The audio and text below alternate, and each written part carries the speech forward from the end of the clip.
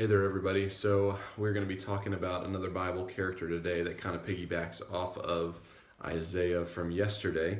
I kind of had some similar experiences and all that.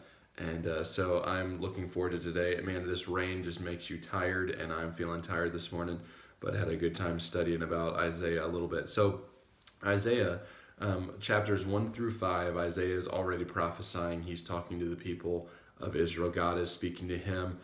But then in Isaiah chapter 6, we come across something that's often used in missions conferences and talking about missions, but let's talk about it a little bit.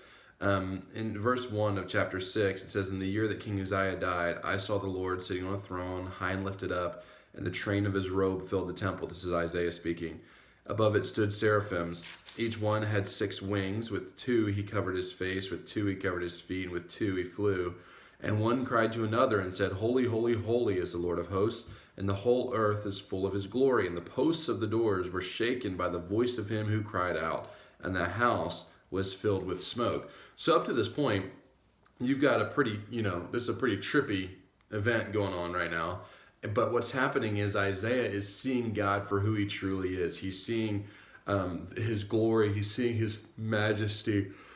Oh, excuse me, yawn. He's seeing all of these things that God is, and then he's only left with one response, which is, "So I said, woe is me, for I am undone, because I am a man of unclean lips, and I dwell in the midst of a people of unclean lips.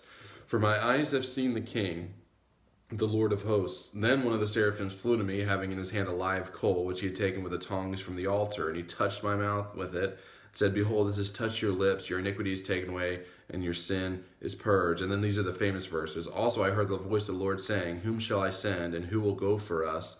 And then I said," Isaiah says this, "Here am I, send me." And a lot of times we hear that on missions saying, "Here am I, send me," and we sing songs about it and all the different stuff. But what had to happen before he got to that point? Isaiah had to see the king. So Isaiah had to truly understand the majesty and the glory and the awe-inducing awesomeness of who God is.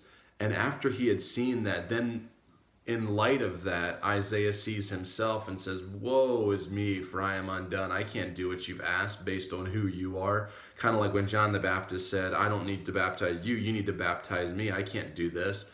But then, because of that attitude, because of the Lord, you're much greater than I am. I'm poor in spirit. I don't have any of these things to offer you.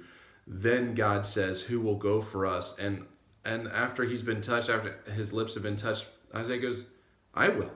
Here, send me. I'll be the one to go." Why? Because of what you have done for me, I am willing to go for you. If you're finding yourself constantly just not feeling like serving God or serving Christ or making the decisions or doing the things you need to do, it is probably because you haven't seen God for who he truly is. It means you probably are not spending time in the Word looking and finding out about God, because once you see God and once you can see what he's like in his Word, there is no other response but, "Here I am, send me." Today, for the teen of the day, let's pray for Carolina, as she just had some competitions over the weekend. They got they won first place in a couple things. So pray for her as she finishes out this week of school to have a good week. Have a good day.